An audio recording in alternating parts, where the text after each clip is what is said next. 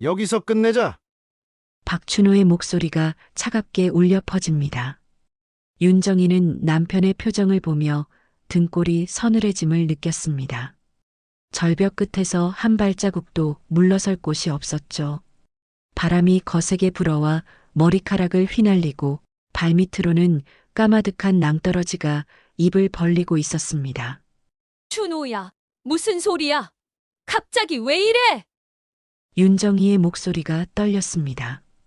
25에 만나 27년을 함께한 남편의 눈빛이 낯설었거든요. 그 눈에는 사랑도 미안함도 없었습니다. 오직 차가운 결의만이 서려 있었죠. 박춘호의 주먹이 꽉 쥐어져 있었고 턱 근육이 굳어 있었습니다. 마치 큰 결심을 한 사람의 표정이었어요. 정희야, 우리 이제 그만하자. 더 이상은 못하겠어. 박춘호는 한 걸음 더 다가섰습니다. 윤정희의 어깨가 뒤로 기울어졌고 발 뒤꿈치에 작은 돌멩이들이 굴러떨어지는 소리가 났습니다.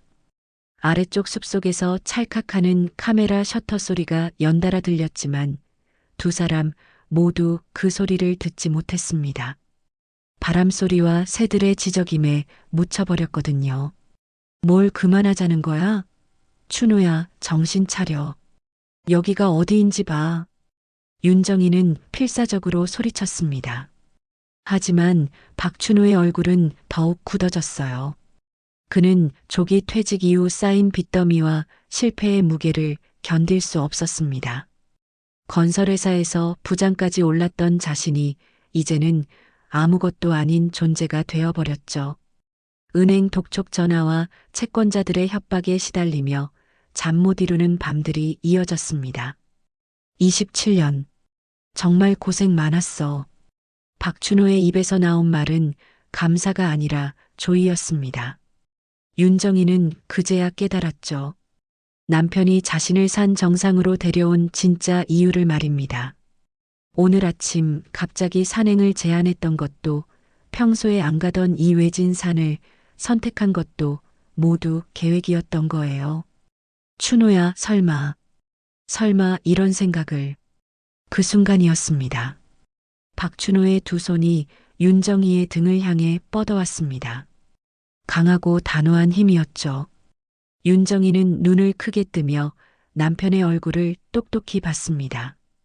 그 얼굴에는 망설임이나 후회가 전혀 없었어요. 오히려 마치 짐을 내려놓는 듯한 안도감마저 엿보였습니다.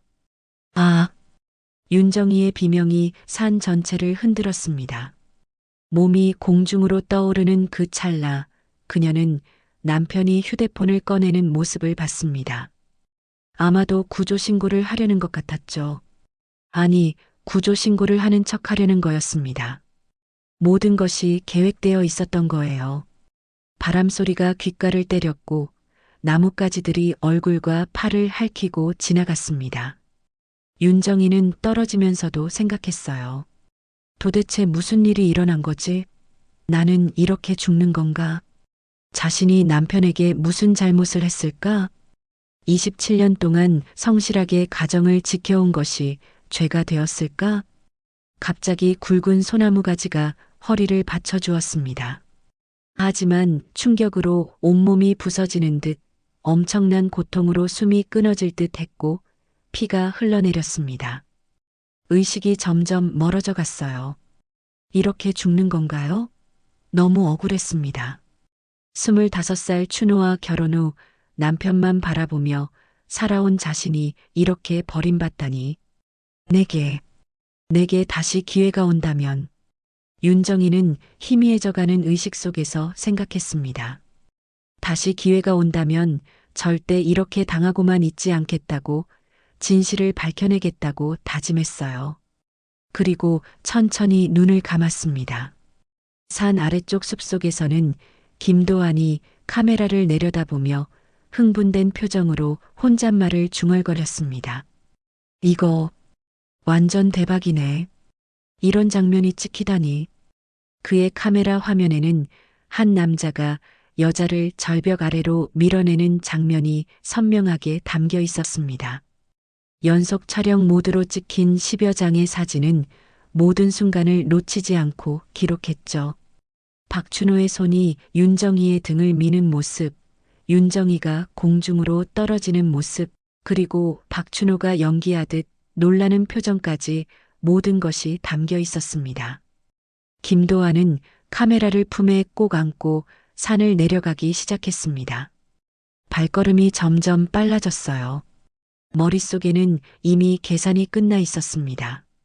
이 사진들이 얼마나 값어치가 나갈지, 얼마나 많은 돈을 받을 수 있을지 말이죠. 사업 실패로 빚더미에 앉은 자신에게 하늘이 내린 기회 같았습니다. 구급차 사이렌이 멀리서 울리기 시작했고 산 정상에서는 박춘호가 핸드폰을 귀에 대고 있었습니다. 네, 제 아내가 발을 헛디뎠습니다. 절벽에서 떨어졌어요. 빨리 와주세요. 목소리는 완벽했습니다. 절망에 빠진 남편의 목소리로 말이죠. 하지만 그의 눈에는 안도감이 스쳐 지나갔습니다. 마치 오랫동안 짊어지고 있던 무거운 짐을 내려놓은 것 같았어요. 위에서 내려다보는 박춘호의 시선은 차가웠습니다.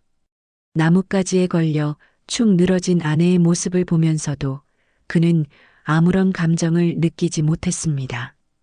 오직 이제 모든 것이 끝났다는 안도감만 있을 뿐이었죠. 정희야, 정희야, 눈 떠봐. 희미한 목소리가 들려옵니다. 윤정희는 천천히 눈을 떴어요. 하얀 천장이 보이고 소독약 냄새가 코를 찔렀습니다. 병원이었죠. 온몸이 깁스로 감싸여 있고 링거줄이 팔에 꽂혀 있었습니다. 깼네, 깼어. 박춘호가 침대 곁으로 달려와 윤정희의 손을 꼭 잡았습니다. 그의 눈에는 눈물이 가득했어요. 며칠째 씻지 못한 듯 수염이 덥수룩하고 옷도 구겨져 있었습니다. 완벽한 걱정에 빠진 남편의 모습이었죠. 정희야, 정말 미안해. 내가 조심했어야 했는데. 박춘호는 흐느끼며 말했습니다. 윤정희는 혼란스러웠어요. 분명히 기억하고 있었거든요.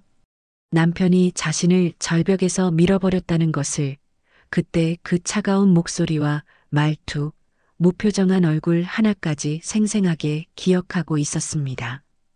그런데 지금 앞에 있는 남편은 진심으로 걱정하고 있는 것 같았어요.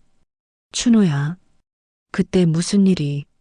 바람이 너무 세게 불어서 내가 균형을 잃더니 내가 붙잡으려고 했는데 미끄러져서. 박춘호의 목소리가 떨렸습니다. 주변에 있던 간병인과 간호사들이 모두 고개를 끄덕이며 동정어린 시선을 보냈어요. 윤정희는 더욱 어리둥절해졌습니다. 내가 잘못 기억하고 있는 걸까? 충격 때문에 착각한 걸까? 정희야, 의사 선생님이 그러시는데 낙상 충격으로 기억이 혼란스러울 수 있다고 하시더라. 너무 걱정하지 마. 박춘호는 윤정희의 이마에 살짝 키스를 했습니다. 따뜻하고 다정한 모습이었어요. 하지만 윤정희는 그 순간 남편의 눈빛에서 무언가 이상한 것을 포착했습니다. 안도감이었어요. 걱정이 아니라 안도감 말입니다. 며칠이 지나면서 박춘호는 완벽한 남편의 모습을 보여줬습니다. 간병인에게 정성스럽게 부탁하고 의사와 상담하며 보험 처리도 빈틈없이 해냈어요. 하지만 이상했습니다. 너무 완벽했어요.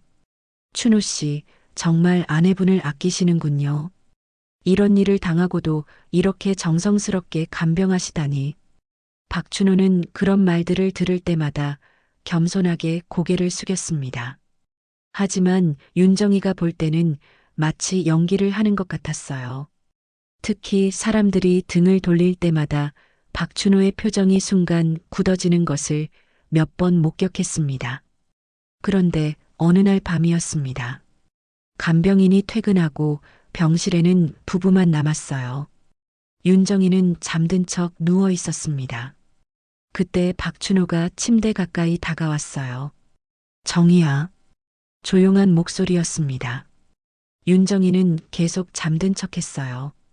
깨어 있는 거 알아. 박춘호의 목소리가 차갑게 변했습니다. 윤정이는 깜짝 놀라 눈을 떴어요.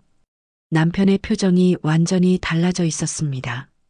며칠 동안 보여줬던 따뜻한 미소는 온데간데 없고 차가운 분노가 서려 있었죠.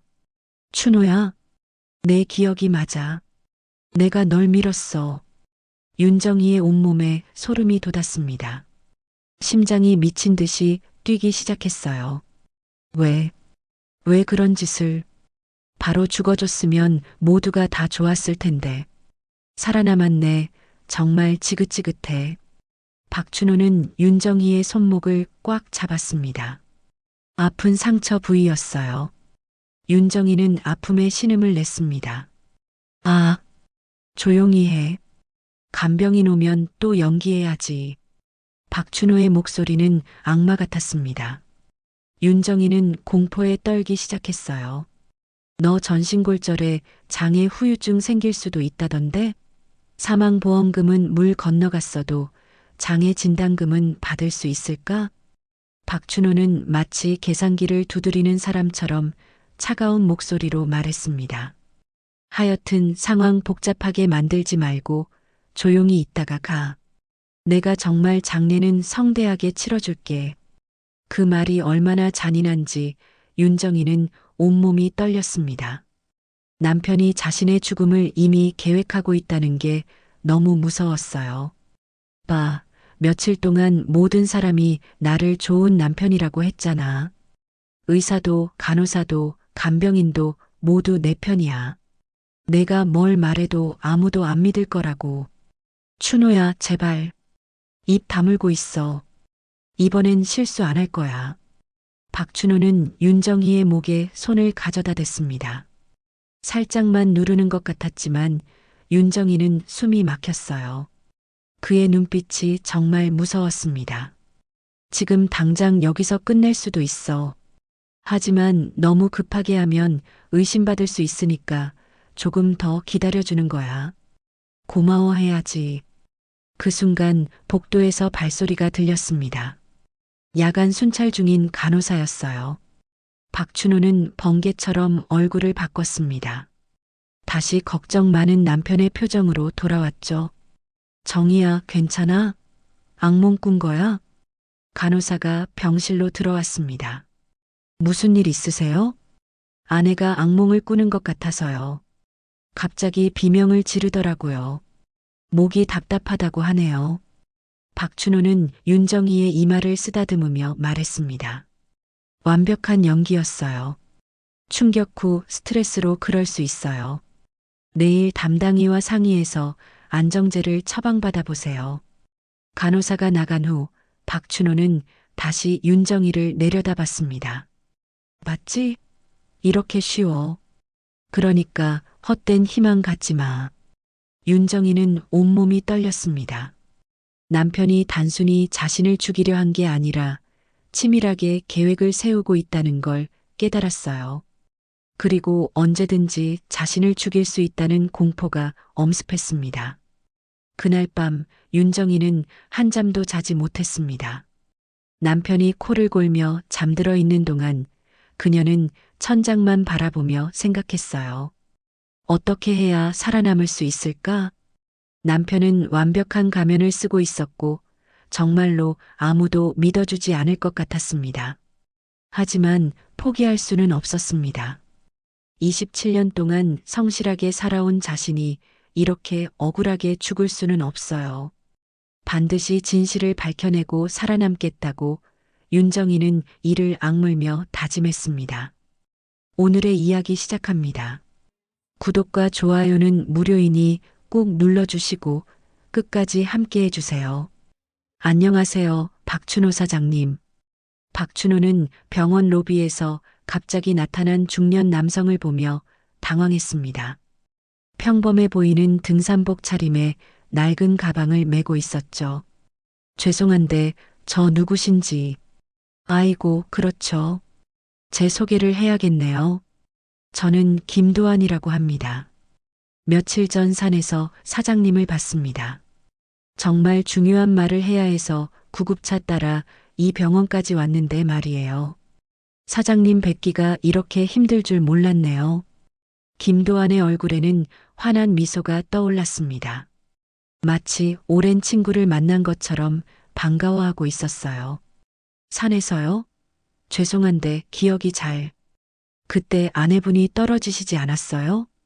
그 후로 계속 걱정이 돼서 몇 날 며칠을 이 로비에서 기다렸답니다. 박춘호는 어리둥절한 표정을 지었습니다. 하지만 뭔가 불안한 기운을 느꼈어요. 아, 그러시군요.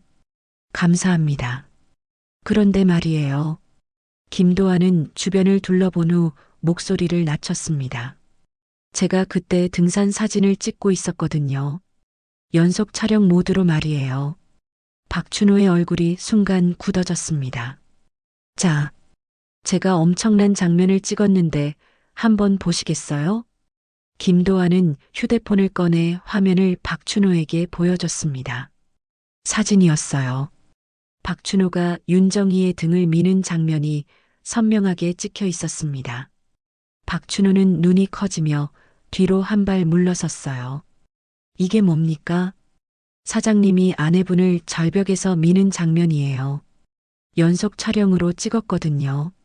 한 장, 두 장이 아니라 10장도 넘게 있어요. 김도환의 목소리는 차분했지만 눈빛은 날카로웠습니다. 박춘호는 주변을 둘러봤어요. 다행히 사람들이 많지 않았습니다. 그런데 왜 이걸 저한테 보여주시는 겁니까? 간단해요. 1,000만 원만 주시면 이 사진들을 모두 삭제해드리죠. 어때요? 박춘호는 입이 바싹 말랐습니다.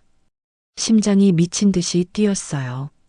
하지만 겉으로는 침착함을 유지하려 애썼습니다. 무슨 소리신지 이해가 안 가는데요. 그냥 사고였는데. 김도환이 빙긋 웃었습니다. 사고라고요? 이 각도에서 보면 완전히 의도적으로 밀고 있는데요. 경찰에서 보면 어떻게 생각할까요? 박춘호는 온몸이 차갑게 식는 걸 느꼈습니다. 김도환이 계속 말했어요. 참, 제가 사업을 하다가 망해서 빚이 좀 있거든요. 1,000만 원 정도면 당분간 숨통이 트일 것 같은데요.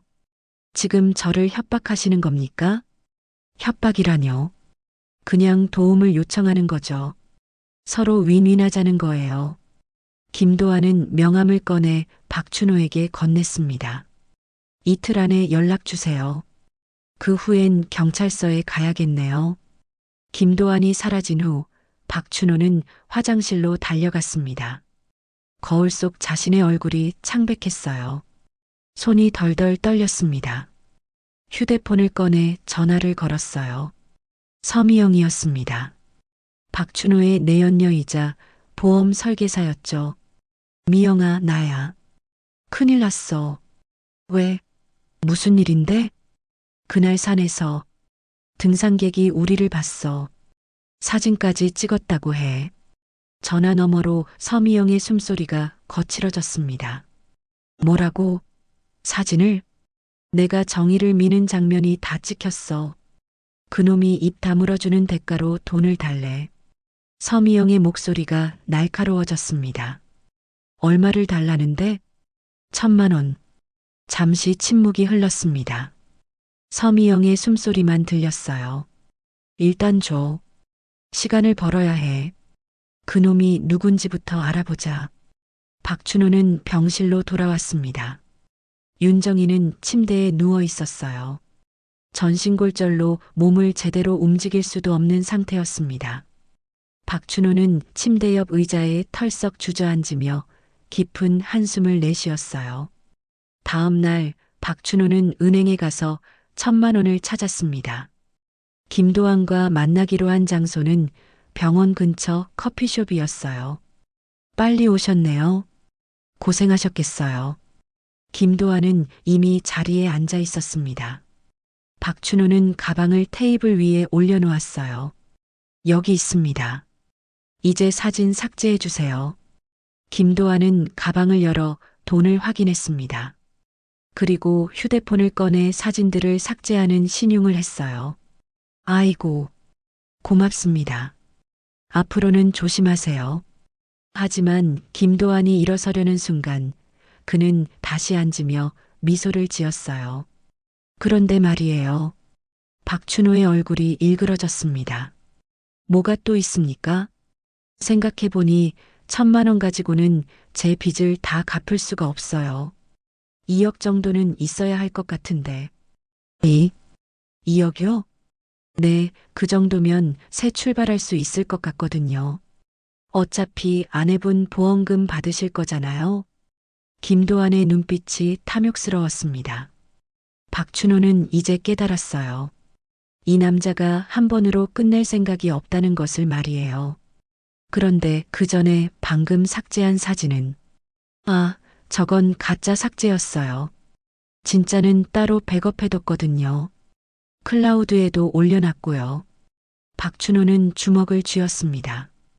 완전히 속은 거였어요. 일주일 드릴게요. 그때까지 준비해주세요. 김도환이 일어서며 말했습니다. 만약 안 되면 바로 경찰서 가겠습니다.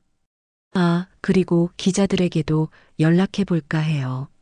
남편이 아내를 절벽에서 밀다 이런 제목으로 기사 나오면 재밌겠죠? 박춘호는 그 자리에 앉아 한참 동안 움직이지 못했습니다. 손이 덜덜 떨렸어요. 휴대폰을 꺼내 서미영에게 전화를 걸었습니다. 미영아, 더 큰일이 생겼어.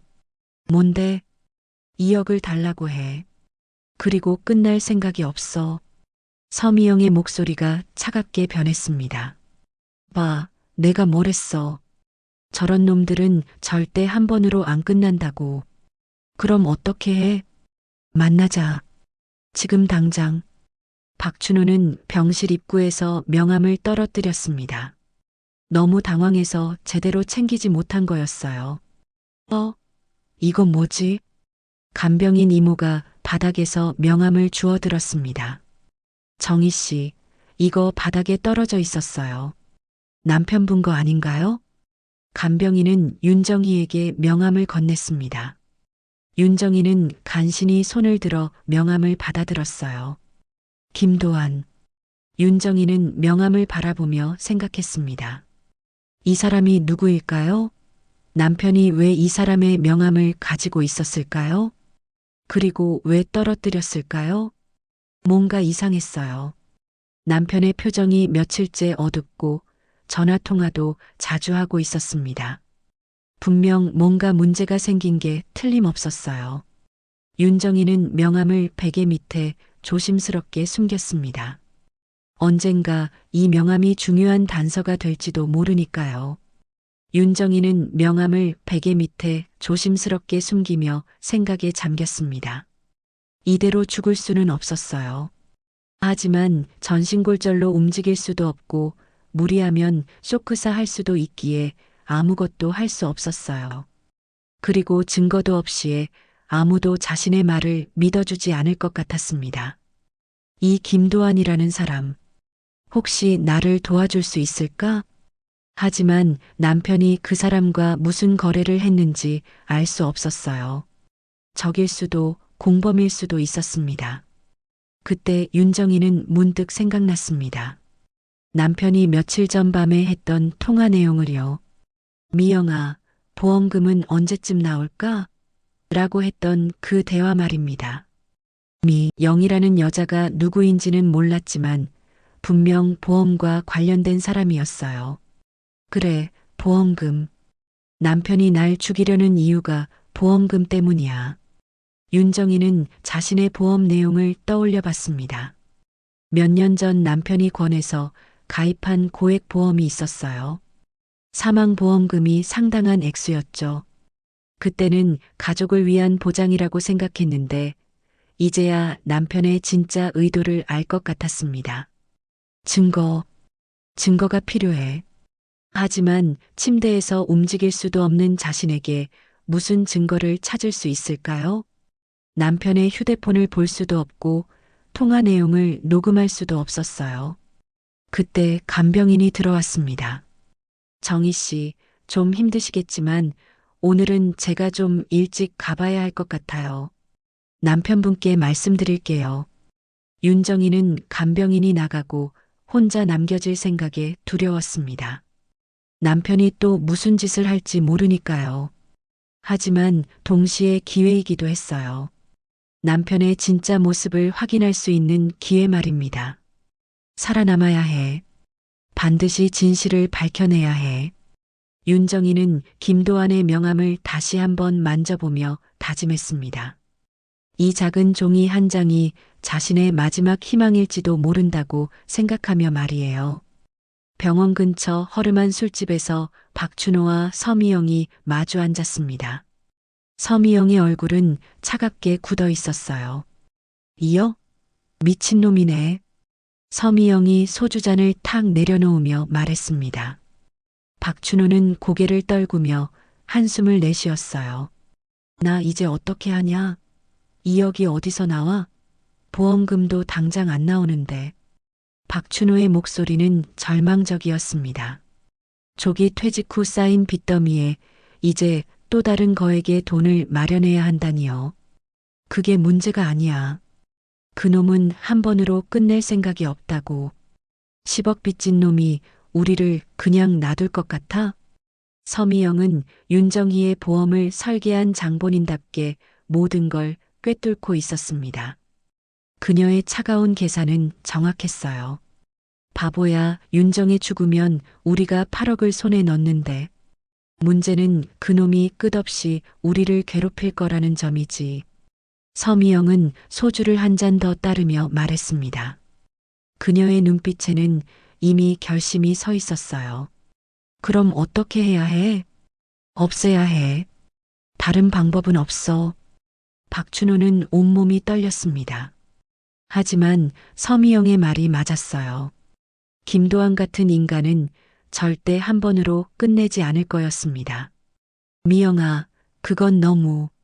그럼 평생 그놈한테 뜯길 거야?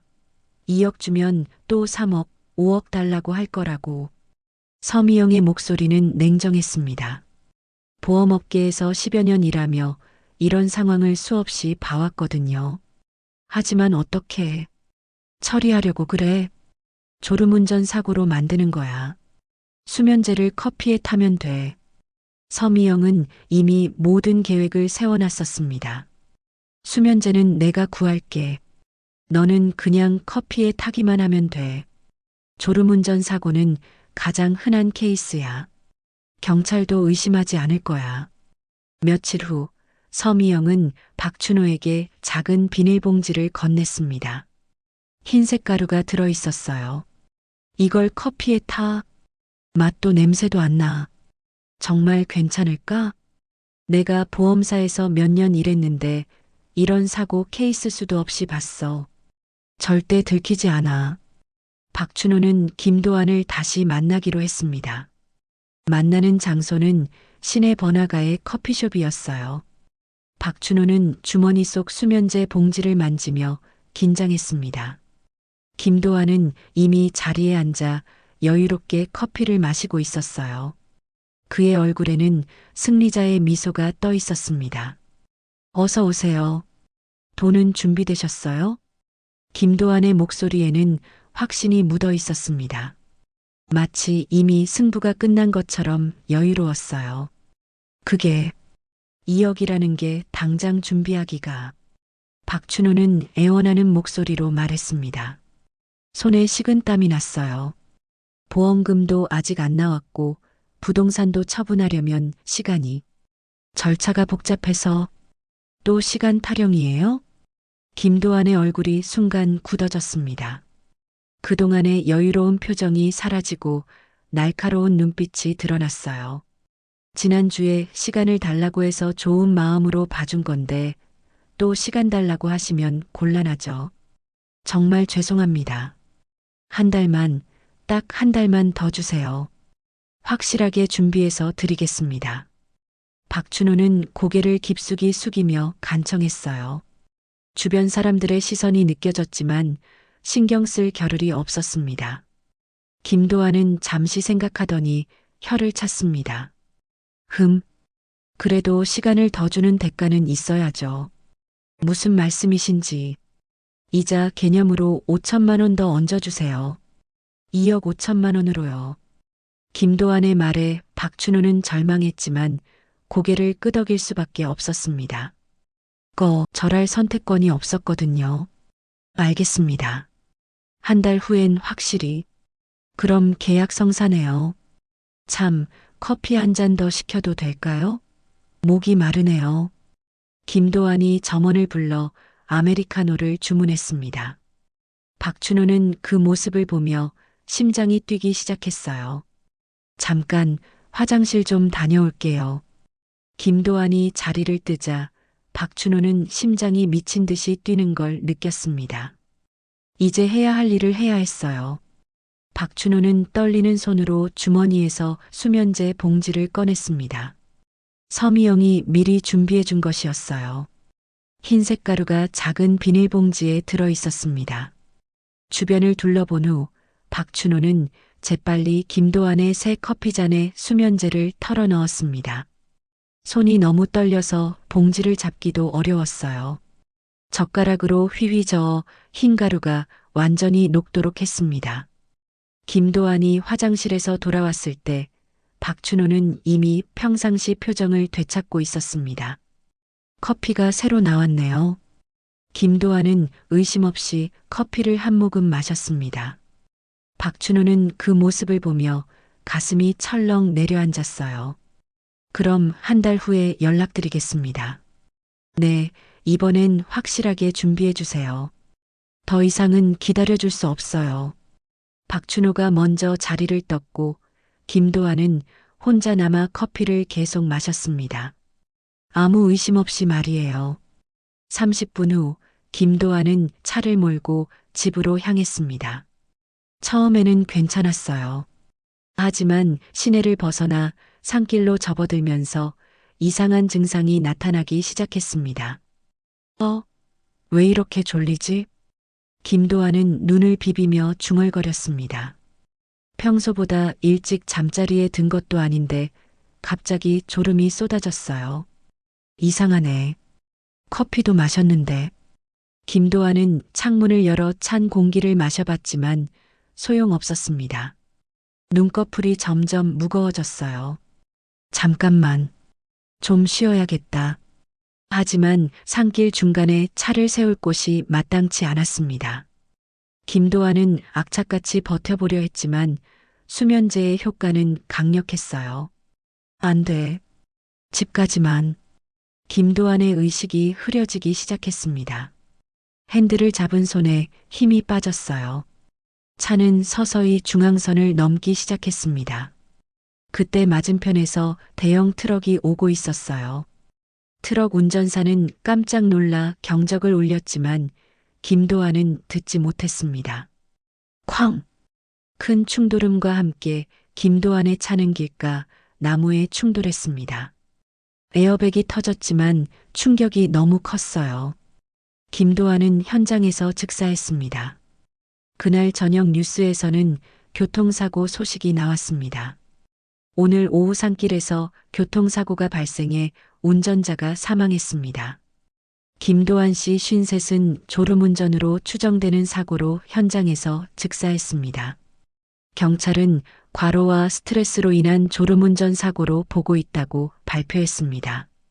박춘호는 뉴스를 보며 서미영에게 전화를 걸었습니다.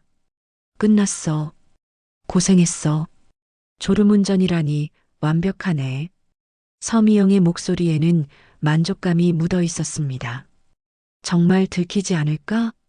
내가 보험사에서 몇 년 일했는데 졸음운전 사고는 가장 흔한 케이스야.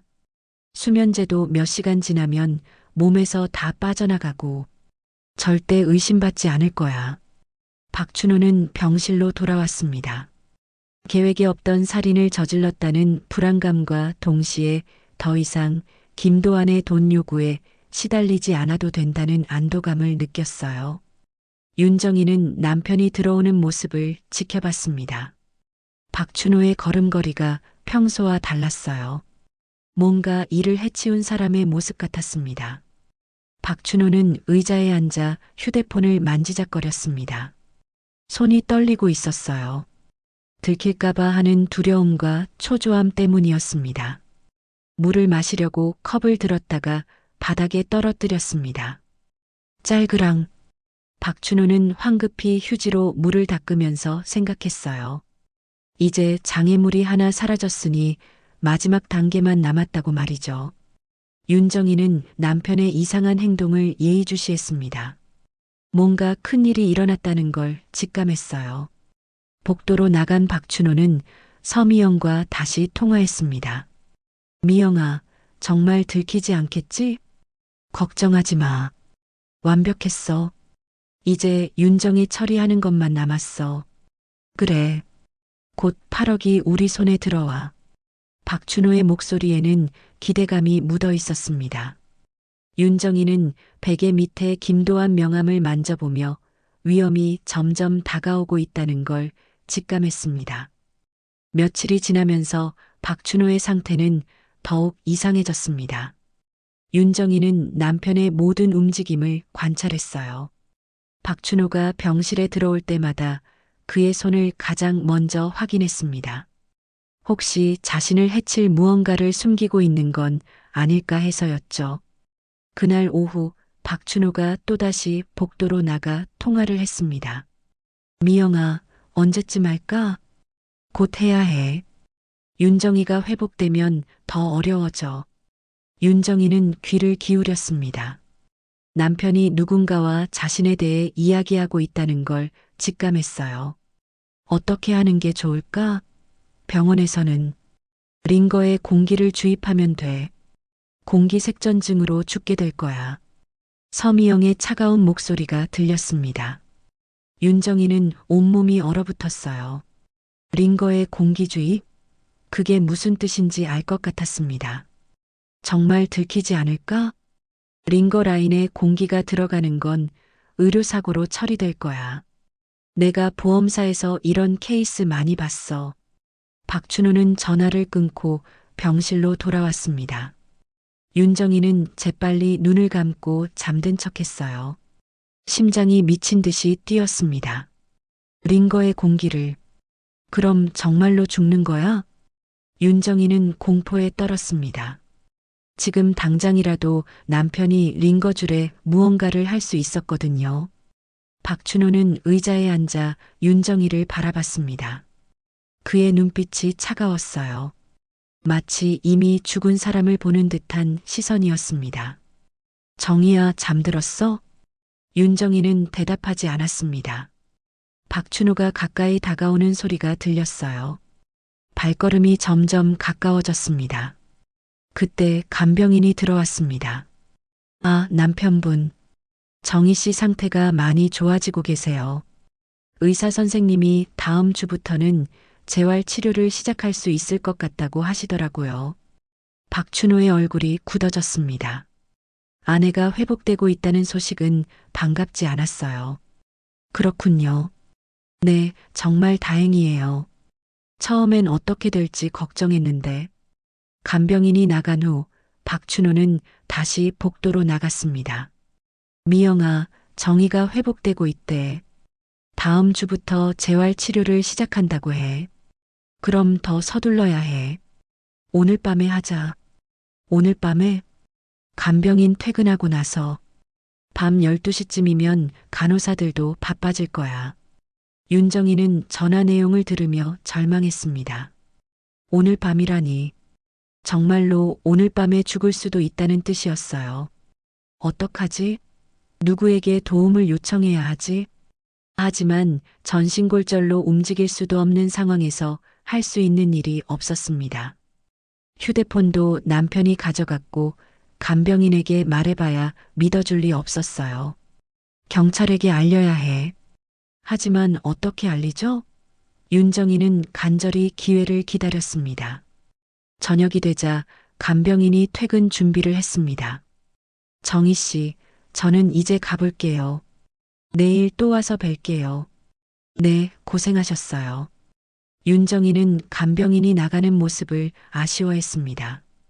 이제 정말로 남편과 단둘이 남게 되는 거였어요. 박춘호는 간병인이 나간 후 문을 닫았습니다. 그리고 윤정이를 바라보며 말했어요. 정이야, 많이 아팠지? 그 말 속에 담긴 의미를 윤정이는 알고 있었습니다. 이제 곧 끝내주겠다는 뜻이었어요. 이제 곧 편해질 거야. 박춘호는 링거 스탠드 쪽으로 다가갔습니다. 주머니에서 주사기를 꺼냈어요. 서미영이 미리 준비해 준 것이었습니다. 윤정이는 온몸이 떨렸습니다. 정말로 지금 당장 죽을 수도 있다는 공포가 엄습했어요. 춘호야. 윤정이가 간신히 말을 꺼냈습니다. 박춘호는 깜짝 놀라며 돌아봤어요. 깼구나. 뭘 하려는 거야? 그냥 링거 상태를 확인하는 거야. 박춘호는 거짓말을 했지만 손에 든 주사기를 숨기지는 못했습니다. 그게 뭐예요? 윤정이가 주사기를 가리키며 물었습니다. 박춘호는 당황했어요. 아, 이건 간호사가 부탁한 거야. 하지만 그때였습니다. 복도에서 발소리가 들렸어요. 야간 간호사가 순찰을 나온 것 같았습니다. 박춘호는 재빨리 주사기를 주머니에 숨겼습니다. 간호사가 문을 두드렸어요. 안녕하세요. 괜찮으세요? 네, 괜찮습니다. 간호사가 들어와서 윤정이의 상태를 확인했습니다. 박춘호는 초조해했어요. 혈압이나 맥박 좀 재볼게요. 간호사는 꼼꼼히 윤정이의 상태를 점검했습니다. 다행히 이상이 없었어요. 링거도 잘 들어가고 있네요. 혹시 불편한 곳 있으세요? 윤정이는 잠시 망설였습니다. 지금 이 순간이 마지막 기회일지도 모른다고 생각했어요. 간호사님, 네, 말씀하세요. 혹시 경찰관을 한 분 불러주실 수 있을까요? 간호사는 의아한 표정을 지었습니다. 박춘호는 얼굴이 창백해졌어요. 경찰관요? 무슨 일이 있으신가요? 그날 산에서, 그날 제가 떨어진 사고에 대해서 박춘호가 급히 끼어들었습니다. 아, 정희가 요즘 악몽을 자주 꿔서 그래요. 충격 후 스트레스 때문에. 그렇군요. 그런 증상은 흔해요. 시간이 지나면 좋아질 거예요. 간호사는 박춘호의 말을 믿었습니다. 윤정이는 절망했어요. 그럼 푹 쉬세요. 밤에 또 들를게요. 간호사가 나간 후 박춘호는 윤정이를 노려봤습니다. 뭘 하려던 거야? 춘호야, 제발. 입 닥쳐. 이제 끝내자. 박춘호는 다시 주사기를 꺼냈습니다. 하지만 그때 복도에서 또 다른 소리가 들렸어요. 누구세요? 네, 윤정희 씨 병실이요? 낯선 남자 목소리였습니다. 박춘호는 깜짝 놀라 문 쪽을 봤어요. 네, 최 형사입니다. 잠깐 면담을 하고 싶은데요. 박춘호는 온몸이 얼어붙었습니다. 형사라니, 왜 갑자기 형사가 나타난 걸까요? 윤정이는 가슴이 뛰었습니다. 혹시 김도환 사건과 관련해서 온 걸까요? 아니면 자신의 사고에 대해서 조사하러 온 걸까요? 문을 두드리는 소리가 들렸습니다. 안녕하세요. 잠깐 들어가도 될까요? 박춘호는 주사기를 재빨리 숨기고 문을 열었습니다. 최 형사는 중년의 남성으로 날카로운 눈빛을 가지고 있었어요. 윤정희 씨, 안녕하세요. 최 형사입니다. 윤정희는 간절한 마음으로 형사를 바라봤습니다. 혹시 이 사람이 자신을 구해줄 수 있을까요? 형사요? 윤정희는 눈이 커지며 놀랐습니다. 그리고 마지막 기회라는 듯이 절박하게 외쳤어요. 형사님, 제발 저 좀 살려주세요. 지금 당장 남편이 저를 죽이려고. 뭔 소리야? 정희야.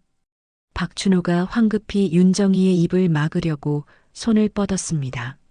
하지만 최 형사가 재빨리 박춘호의 팔을 잡았어요. 잠깐만요. 부인 말씀을 끝까지 들어보죠. 아내가 충격 후 스트레스로 헛소리를. 의사 선생님도 그러시던데. 박춘호는 필사적으로 변명했지만 최 형사는 그의 당황한 모습을 놓치지 않았습니다. 부인, 계속 말씀해 보세요. 남편이 방금까지 주사기를 들고 있었어요. 링거에 공기를 넣으려고. 윤정희의 목소리는 떨렸지만 확신에 차 있었어요. 주사기요? 최 형사는 박춘호를 의심스럽게 바라봤습니다. 박춘호는 재빨리 주사기를 주머니 깊숙이 숨겼어요. 그런 건 없어요. 정희가 잘못 봤어요. 그럼 주머니 좀 확인해 볼까요? 아니, 그럴 필요는. 하지만 최 형사는 이미 박춘호의 주머니에서 주사기를 발견했습니다. 이건 뭐죠? 박춘호는 말문이 막혔어요. 사실은 며칠 전에 발생한 김도한 씨 교통사고 건으로 여쭤볼 게 있어서 왔는데 이런 상황이 벌어지네요. 최 형사는 수첩을 꺼내며 말했습니다. 김도한이요? 그게 누군데요? 박춘호는 최대한 자연스럽게 말하려 했지만 목소리가 떨렸습니다. 며칠 전 졸음운전으로 사망한 분입니다. 그런데 이상한 점들이 발견되어서요. 저는 그런 사람 몰라요. 정말요? 그런데 김도한 씨 차에서 박춘호 씨와 만났던 커피숍 영수증이 발견됐거든요. 사고 당일 오후에 만나신 것 같은데. 박춘호는 머릿속이 하얗게 변했습니다. 영수증까지 남아 있었던 거예요. 아, 그분이군요. 한번 만나기는 했어요. 어떤 일로 만나셨나요? 그냥 사업 관련해서요. 사업이요? 김도한 씨는 작년에 회사가 망해서 빚이 10억 넘었던 걸로 아는데 어떤 사업이었을까요? 최 형사는 이미 김도한에 대해 자세히 조사한 상태였습니다. 그게 잘 기억이. 그리고 더 이상한 건 김도한 씨 휴대폰에서 발견된 사진들이에요. 최 형사는 휴대폰을 꺼내 화면을 보여줬습니다. 윤정희와 박춘호가 절벽에 서 있는 사진이 나타났어요. 윤정희는 가슴이 뛰었습니다. 정말로 김도한이 그날 산에서 자신들을 찍었던 거였어요. 이 사진들은 언제 찍으신 건가요?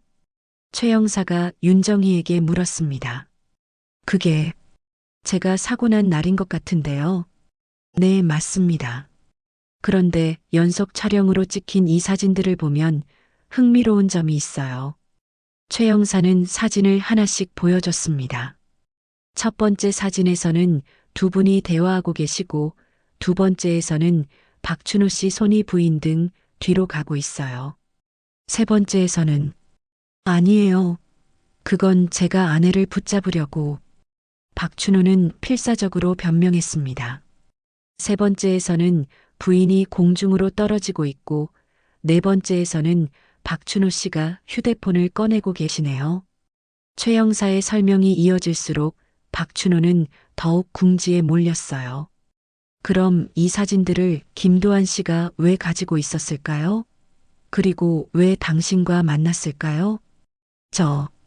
저는 혹시 이 사진으로 뭔가를 요구한 건 아닐까요?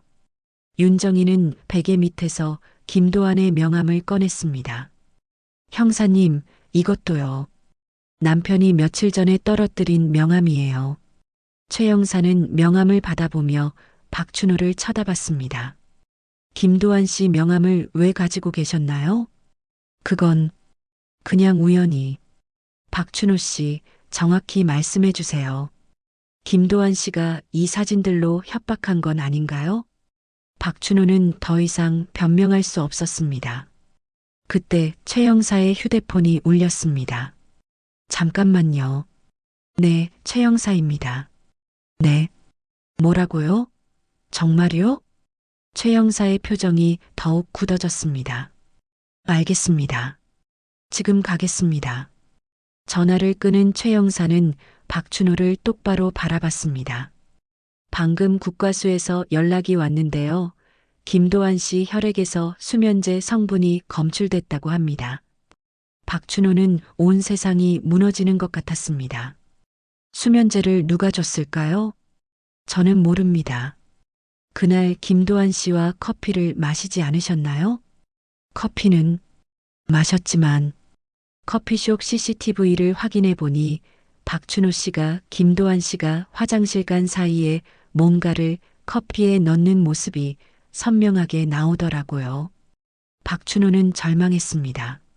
CCTV에까지 찍혔던 거예요. 그리고 커피숍 사장님도 그 장면을 목격했다고 증언하셨고요. 아니에요. 그건 그리고 또 하나 박춘호 씨 부인 보험금이 3억이고 친정 재산이 5억 정도 된다고 하던데 맞나요? 그게 무슨 상관이 충분한 살인 동기가 되죠. 최 형사는 수갑을 꺼냈습니다. 박춘호 씨, 김도한 씨 살인 혐의와 부인 살인미수 혐의로 현행범 체포하겠습니다. 아니에요. 저는 그런 적 없어요. 박춘호는 발버둥 쳤지만 소용없었습니다. 주머니에서 나온 주사기는 뭐죠? 부인을 살해하려던 도구 아닌가요? 그건 아니에요. 당신에게는 변호사를 선임할 권리가 있습니다. 변호사가 없으면 국선 변호사를 선임해 드립니다. 최 형사가 미란다 원칙을 고지하는 동안 박춘호는 멍하게 서 있었습니다. 모든 게 끝났다는 걸 깨달았거든요. 윤정이는 눈물을 흘렸습니다. 드디어 진실이 밝혀진 거였어요. 형사님, 정말 감사합니다. 괜찮으실 거예요. 이제 안전해요. 최 형사는 박춘호에게 수갑을 채웠습니다. 박춘호는 마지막으로 윤정이를 바라보며 소리쳤어요. 다 너 때문이야. 내가 그냥 죽었어야 했는데. 박춘호의 목소리는 분노로 가득했습니다. 더 이상 연기할 필요가 없어진 그의 진짜 모습이었어요. 이 모든 게 다 내 잘못이라고. 왜 살아남았어? 조용히 하세요. 최 형사가 박춘호를 제지했지만 그는 계속 소리쳤습니다. 놓으라고. 내가 뭘 잘못했다고. 박춘호는 난동을 치며 발버둥 쳤어요. 다 서미영이 시킨 일이에요. 그 여자가 다 계획한 거라고. 미영이도 잡으세요. 최 형사는 발걸음을 멈췄습니다. 서미영이 누구죠? 서미영도 공범이에요. 다 그 여자가 꾸민 일이라고.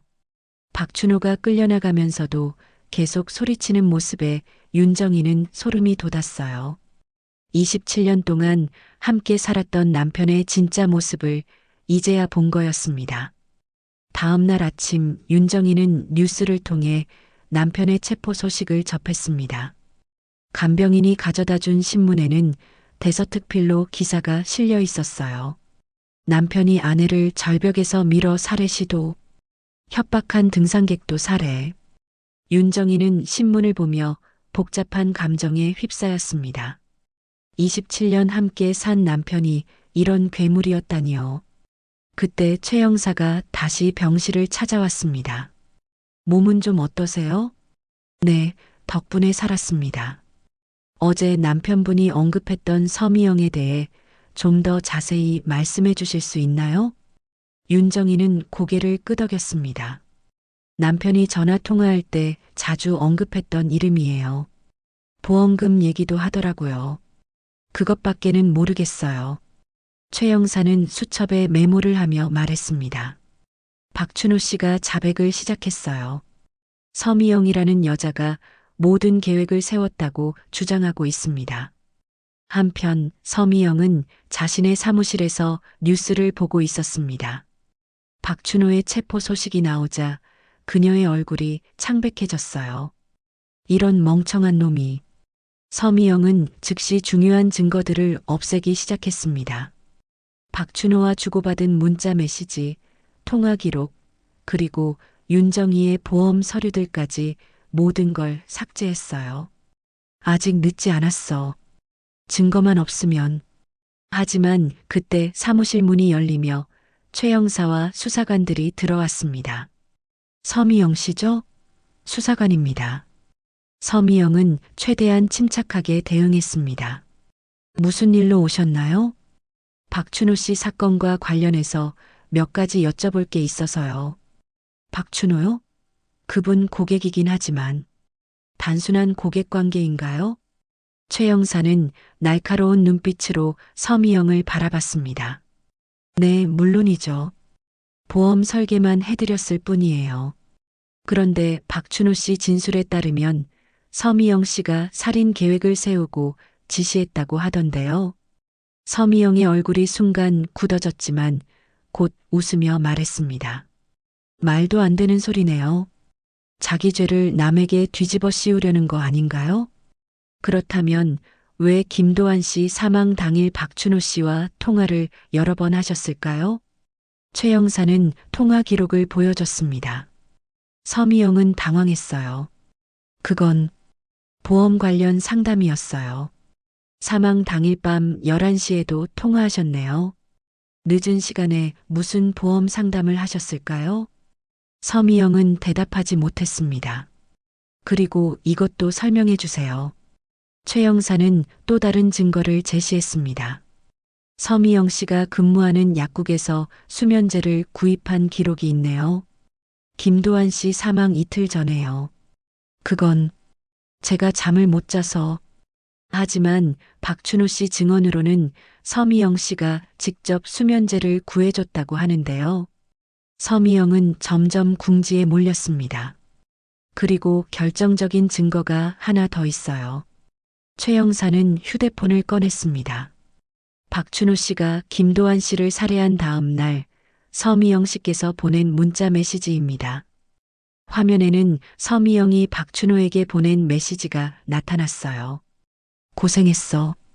이제 정의만 처리하면 8억이 우리 손에 들어와. 서미영의 얼굴이 완전히 하얗게 변했습니다. 이건 오해예요. 어떤 오해인가요? 박춘호가 제 휴대폰을 몰래 써서. 그럼 이 통화 녹음도 오해인가요?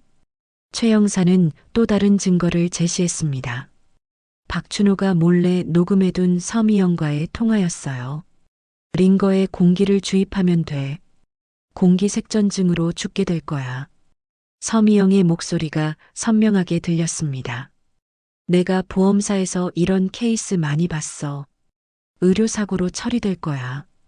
서미영은 더 이상 변명할 수 없었습니다. 서미영 씨, 살인교사 혐의로 체포하겠습니다. 아니에요. 저는 단지 조언만. 공범으로 봐야겠네요. 최 형사가 수갑을 꺼내자 서미영은 마지막 발악을 했습니다. 잠깐만요. 제가 다 말할게요. 지금 와서 말씀하시겠다고요? 박춘호가 먼저 제게 부탁했어요. 아내를 죽이고 싶다고 방법을 알려달라고. 서미영은 필사적으로 말했습니다. 저는 거절했어요. 하지만 박춘호가 계속 졸라서 어쩔 수 없이 조언만요? 직접 수면제도 구해주고 살인 방법까지 가르쳐주고. 그건 정말 어쩔 수 없었어요. 하지만 최 형사는 서미영의 변명을 듣지 않았습니다. 당신에게는 변호사를 선임할 권리가. 서미영에게 수갑이 채워지자 그녀는 절규했습니다. 멍청한 박춘호. 그날 사진 파일만 깔끔하게 지웠어도 내가 이렇게까지 엮이지 않았을 텐데. 서미영의 마지막 말에서 모든 진실이 드러났습니다. 결국 그녀도 공범이었던 거예요. 그날 저녁 윤정희는 뉴스를 통해 서미영의 체포 소식을 접했습니다. 보험 설계사 서미영, 고객 남편과 공모의 살인교사, 보험금 노린 치밀한 범행. 윤정희는 뉴스를 보며 씁쓸한 미소를 지었습니다. 드디어 모든 진실이 밝혀진 거였어요. 최 형사가 다시 병실을 찾아왔습니다. 서미영도 체포됐습니다. 이제 정말로 끝났어요. 고맙습니다, 형사님. 참, 재판 때 증언해 주셔야 할 것 같은데 괜찮으실까요? 네, 물론이죠. 꼭 해야 할 일이에요. 윤정희는 확신에 차서 대답했습니다. 그럼 이제 푹 쉬시고 빨리 회복하세요. 최 형사가 나간 후 윤정희는 창밖을 바라봤습니다. 해가 지고 있었어요. 긴 악몽 같은 시간이 끝나고 새로운 시작을 알리는 것 같았습니다. 이제 정말로 안전해. 윤정이는 처음으로 진정한 안도감을 느꼈습니다. 더 이상 누군가 자신을 해치려 하지 않을 거였어요. 27년의 결혼 생활은 끝났지만 새로운 인생이 기다리고 있었습니다. 베개 밑에 김도한 명함을 꺼내본 윤정이는 그에게 고마움을 느꼈어요. 김도한 씨, 감사합니다. 당신 덕분에 진실이 밝혀졌어요. 윤정이는 명함을 가슴에 꼭 안고 눈을 감았습니다. 내일부터는 정말로 새로운 삶이 시작될 거였어요. 석 달 후 지방법원 대법정은 사람들로 가득 찼습니다. 윤정이는 목발을 짚고 증인석에 앉아 있었어요. 재활치료 덕분에 많이 회복됐지만 아직 완전하지는 않았습니다. 증인은 피고인 박춘호와 어떤 관계입니까? 검사가 물었습니다. 27년간 부부였습니다. 윤정이의 목소리는 담담했어요. 하지만 그 속에는 깊은 슬픔이 담겨 있었습니다. 그날 산에서 무슨 일이 있었는지 법정에 말씀해 주세요. 윤정이는 피고인석의 박춘호를 바라봤습니다. 박춘호는 고개를 숙인 채 그녀를 보지 않았어요. 남편이 저에게 여기서 끝내자고 말했습니다. 그리고 저를 절벽에서 밀어버렸어요. 법정이 술렁였습니다. 방청석에 앉은 사람들이 웅성거렸어요. 확실히 기억하십니까? 네. 분명히 기억합니다. 그 순간을 평생 잊을 수 없어요. 박춘호가 고개를 들어 윤정이를 노려봤습니다. 그의 눈빛에는 여전히 분노가 서려 있었어요. 그 후 병원에서 어떤 일이 있었습니까? 남편이 저를 또 죽이려 했습니다. 주사기로 링거에 공기를 넣으려고 했어요. 윤정이는 떨리는 목소리로 증언했습니다. 만약 최 형사님이 오지 않았다면 저는 죽었을 겁니다. 방청석에서 한숨소리가 들렸습니다. 사람들은 윤정이를 동정어린 시선으로 바라봤어요. 다음은 서미영의 차례였습니다. 그녀는 피고인석에 앉아 있었지만 여전히 자신의 무죄를 주장하고 있었어요. 피고인 서미영, 박춘호와 어떤 관계였습니까? 고객이었습니다. 그리고 서미영은 잠시 머뭇거렸습니다. 그리고 연인이었습니다. 법정이 다시 술렁였습니다. 윤정이는 그 말을 듣고도 별로 놀라지 않았어요.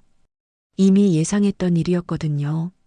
피고인이 박춘호에게 살인 방법을 가르쳐 준 것이 맞습니까? 아니에요. 저는 단순히 조언만. 조언이라뇨? 직접 수면제를 구해주고 링거에 공기 주입하는 방법까지 알려줬는데요. 검사가 증거를 제시하자 서미영은 더 이상 변명할 수 없었습니다. 박춘호의 변호사가 일어났습니다. 제 의뢰인은 서미영의 사주를 받았을 뿐입니다. 모든 계획은 서미영이 세웠어요. 하지만 검사는 냉정하게 반박했습니다. 박춘호는 아내를 직접 절벽에서 밀었고 김도환에게 수면제를 탔으며 병원에서 아내를 다시 죽이려 했습니다. 이는 명백한 살인 및 살인미수입니다. 재판이 끝나갈 무렵 판사가 최종 판결을 선고했습니다. 피고인 박춘호, 살인미수 및 살인 혐의로 무기징역을 선고합니다. 피고인 서미영, 살인교사 혐의로 징역 20년을 선고합니다. 박춘호는 판결을 듣자 주저앉았습니다.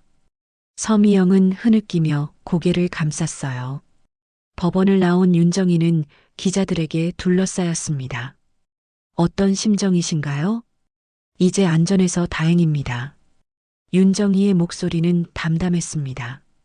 앞으로 계획은 어떻게 되시나요? 조용히 살고 싶어요. 한 달 후 윤정이는 조그만 카페를 열었습니다. 새로운 시작이라는 이름의 카페였어요. 어느 날 저녁 윤정이는 카페 창가에 앉아 생각했습니다. 김도환. 그 사람도 좋은 사람은 아니었지만 결과적으로 나를 살렸네. 창밖으로 보이는 산 너머로 해가 지고 있었습니다.